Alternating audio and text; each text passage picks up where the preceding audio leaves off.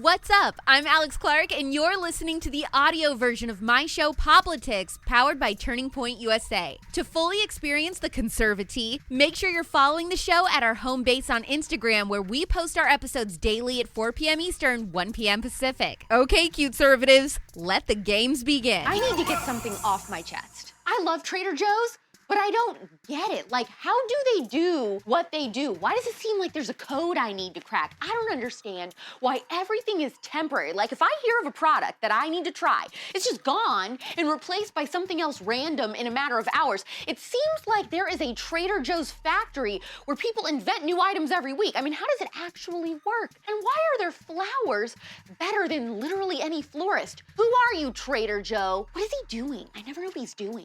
Okay, rant over. If you can't tell already, today is the epitome of a 5 orange juicy episode. 2 of these in a week? Like, I actually like you or something. Pet you and love you and hug you and squeeze you all up.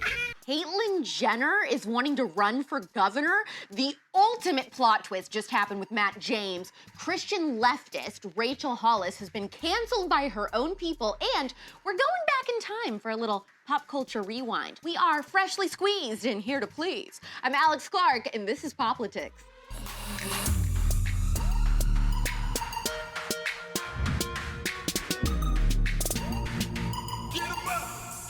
Caitlyn Jenner has allegedly been in talks with several political consultants and is eyeing the idea of running for governor as a conservative in California. It just got interesting. I know she's definitely right-leaning on all major issues. The only one I don't know is all the trans stuff when it comes to children. With all these governors right now saying that they'll allow boys to play girl sports and they won't say no to chemically castrating children, I wonder where she would fall. I mean, she's a very common sense person. So if I had to guess, I feel like she would agree that until you're an adult, you shouldn't mutilate your body, but who knows? A lot of conservative governors think that you should be able to mutilate your body as a child, I guess now, so you can't trust anyone. This is getting confusing. For the Cali conservatives in the comments, how would you feel if Caitlyn Jenner was your governor? I gotta know.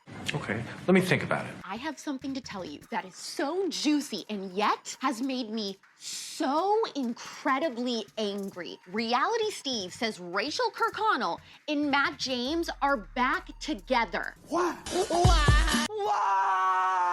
If all this drama would have gone down privately and he wouldn't have completely hung her like that publicly, then maybe. But girl, he was awful to you. He put the nail in the coffin of your entire reputation. I am disgusted that you would go back to him if this is true. Disgusted. I don't wanna do this anymore.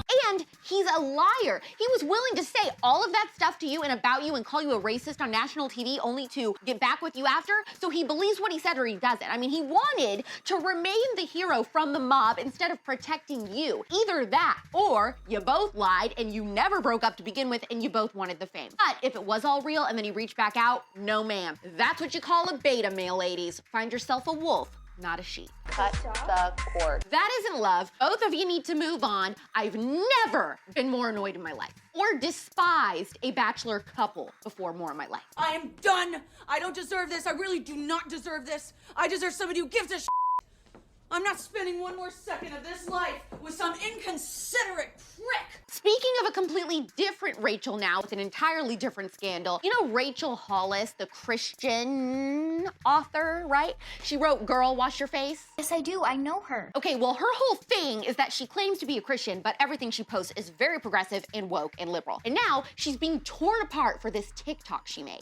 Doing a live stream, and I mentioned that there's this sweet woman who comes to my house twice a week and cleans. She's my house cleaner. She cleans the toilets. Someone commented and said, "You are privileged AF." And I was like, you're right. I'm super freaking privileged, but also I worked my ass off to have the money to have someone come twice a week and clean my toilets. And I told her that, and then she said, "Well, you're unrelatable." What is it about me that made you think I want to be relatable? No, sis, literally everything I do in my life is to live a life that most people can't relate to. Most people won't work this hard. Most people won't get up at 4 a.m. Most people won't fail publicly again and again just to reach the top of the mountain. Literally every woman I admire in history was unrelatable.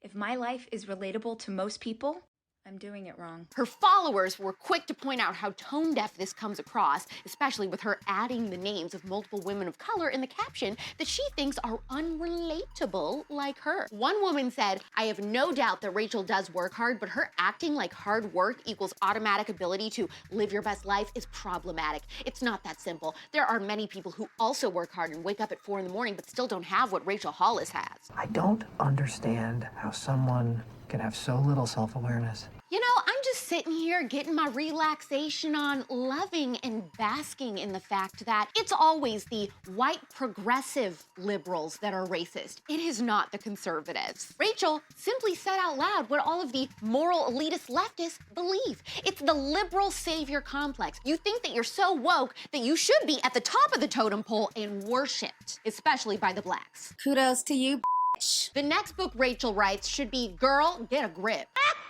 It's Thursday, which means we gotta do a little pop culture rewind and throw it back to see what happened this week in pop culture history.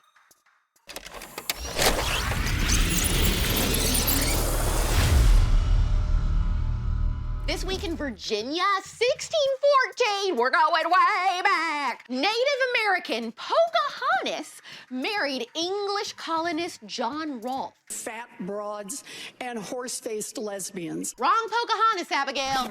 Now, a long jump forward to 1964, the Beatles occupied all of the top 5 positions on the Billboard singles chart this week in the United States with Can't Buy Me Love, Twist and Shout, She Loves You, I Wanna Hold Your Hand, and Please Please Me. I wanna hold your hand. In 1994, this week, lead singer of Nirvana, Kurt Cobain, was found dead after he had committed suicide 3 days earlier. How you people doing out there? All right, party. So if there's 8,000 people, you made 10 grand that night. I didn't go to college.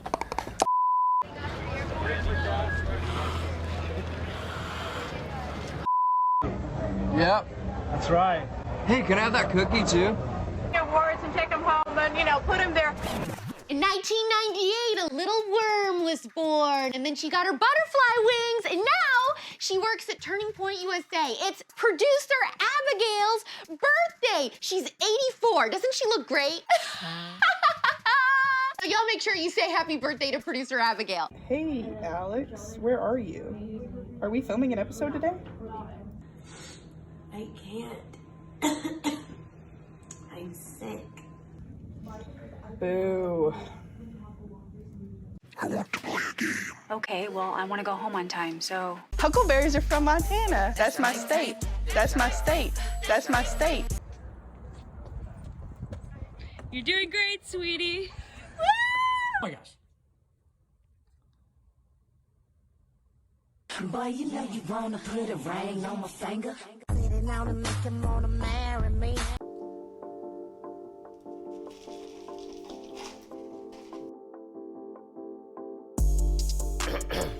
No. No. And the second best for last, this week in 2009, Parks and Recreation premiered on NBC. Stop pooping. Don't be suspicious. Don't be suspicious. Don't be suspicious. Don't be suspicious. Donnie. Oh, for cripe's sake. And that's what happened this week in pop culture history.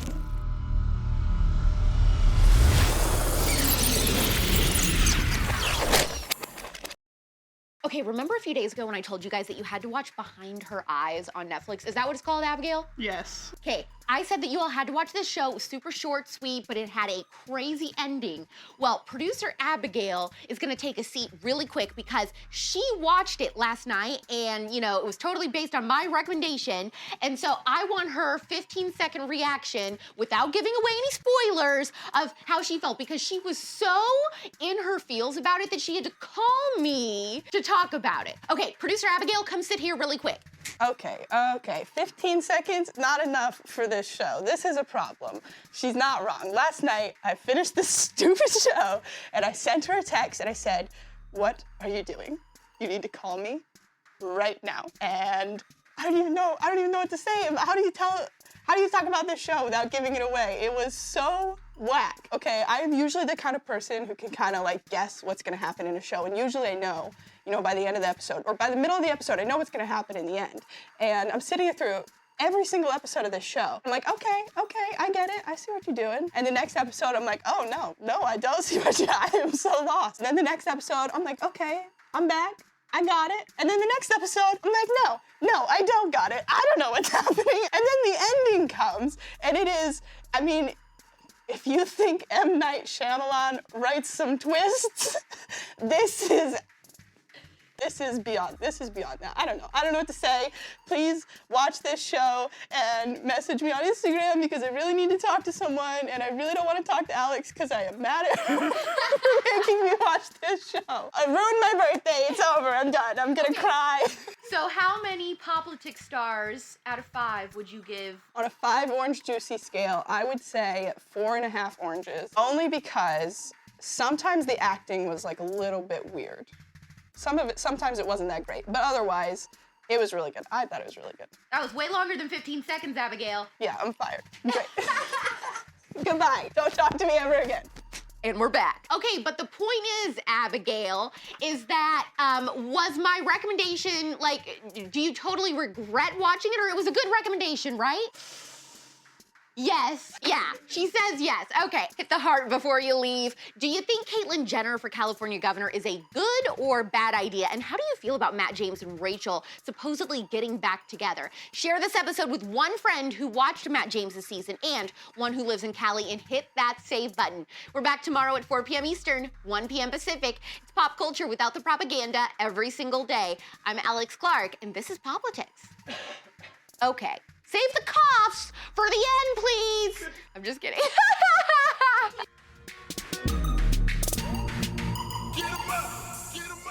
Hopefully you found the conservatee scalding today. Don't forget, if you want to get the full Poplitics experience, to follow us on Instagram at Poplitics, where you can watch the episodes and see all the fun clips. You can find me on Instagram too, at Real Alex Clark. Love you, mean it. Bye.